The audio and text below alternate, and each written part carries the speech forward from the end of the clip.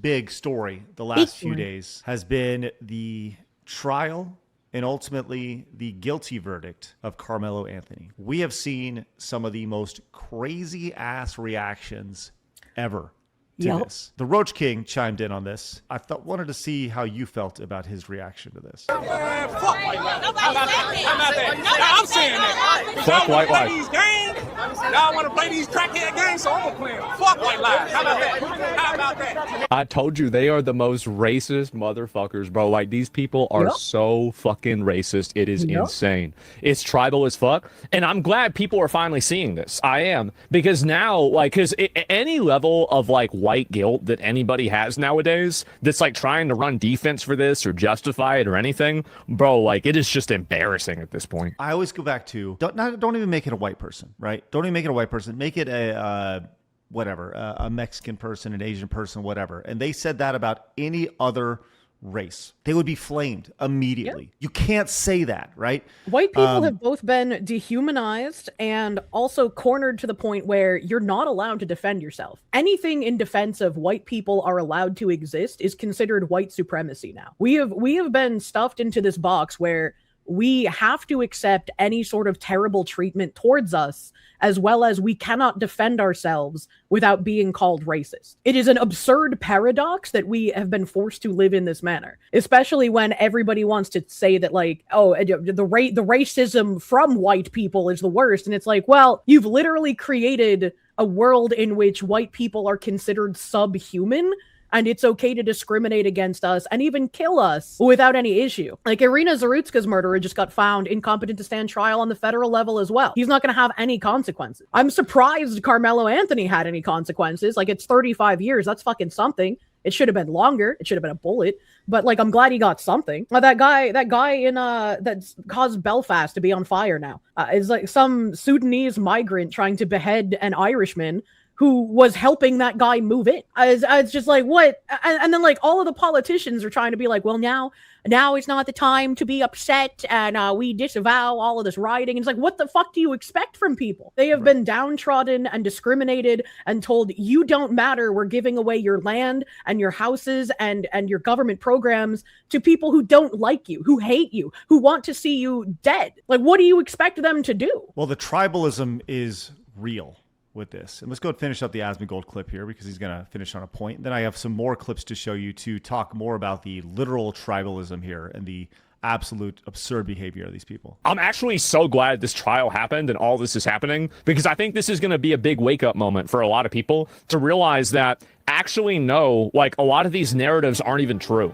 It's just bullshit. I wish that was true, but I don't know how much I could believe that, because, right, Irina Zarutska was supposed to be a wake-up moment. A fucking Charlie Kirk was supposed to be a wake-up moment. Like, we have all of these data points that should have been a wake-up moment, and yet there are still people who play the, like, I've been brainwashed game. And it's just like, at some point, you have to realize, no, some people are just incapable of waking up, and if things are going to change, like, you have to get involved. And I want to go to the next little clip here. Do you guys know who Jemele Hill is? You ever heard of this name before? Jemele Hill was a sports reporter for ESPN, and she has since gone on to be probably one of the bigger race baiters there are out there.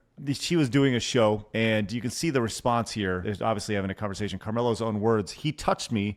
I told him not to. He didn't say them. He said he. One person touched him, and people think that's okay to murder right here. So this is Jemele Hill's response here to this. Let this be a lesson to us, especially to teach our young Black boys, because we have definitely seen this in our community, where the slightest of things has touched off something that can't be reversed. You mean like stabbing a guy in the heart with a knife? Just I don't know, just curious. She's culturally so we need to be having blonde straight hair again. Why do they keep doing that? Well, I mean, she sounds like she's making a rational point, so I'm just waiting for, like, the shoe to drop where she's actually defending something insane instead. Oh, here's coming. So we need to be having conversation with our young Black boys about emotional regulation and decision making and discernment and wisdom. And those are not easy conversations to have in a world that sees them the way that they do, but we have to have them to save them, to preserve them.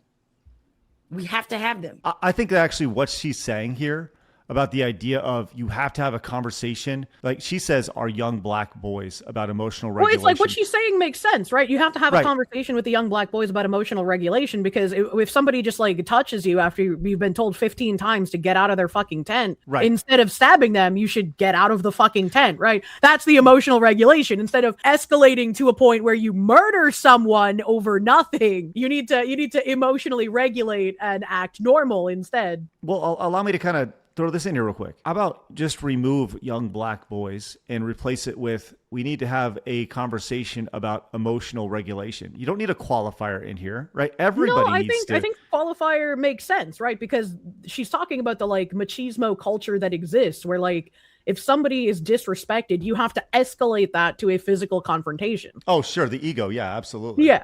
And Yeah, that's something that like other black people will talk about in the community all the time. That's like the disrespect culture, right? You can't lose that confrontation, and so you have to escalate until you can beat the other person, which is why I think what she's saying makes sense. Did that start in the? And maybe I just think back to the '90s, the early '90s. Did that start in the '90s with like stupid things like the rap war, West Coast versus East Coast? No idea. Don't feeling represented, whatever, this idea of I'm not going to be dissed. But people, I think you're onto something here. I do think that people are kind of starting to wake up to this. Like we're seeing a lot of people who are like, dude, like these people acting like this are insane. Like, and this lady over here has a really good explanation of just the insanity that's going on with Karmelo Anthony. Let's see what she had to say about this. If we take up for ourselves, we go to jail. If we don't, we die. So it's a catch-22 in this situation. What do you want us to do? What I and most of the world want you to do is to stop acting like you're the victim when you're not. What I want you to do is to teach your sons that bringing a knife to a track meet is not the way to go. What I want you to do is to stop acting like you're oppressed. White boogeyman is not out to get you. What I want you to do is to turn to God, repent of your sin of being obsessed with race, making everything about race, playing the victim card. Every race-obsessed individual, we're over it. It's like the boy who cried wolf. We've had enough. Every rational, common sense folk in the world is tired of it. We have black ghetto fatigue. All you guys do are throw around insults and act entitled. You lack accountability. We want you to have accountability. Patriot. She's just right. No notes. She said the word common sense, and she was well spoken, and for that they will call her names because of that, right?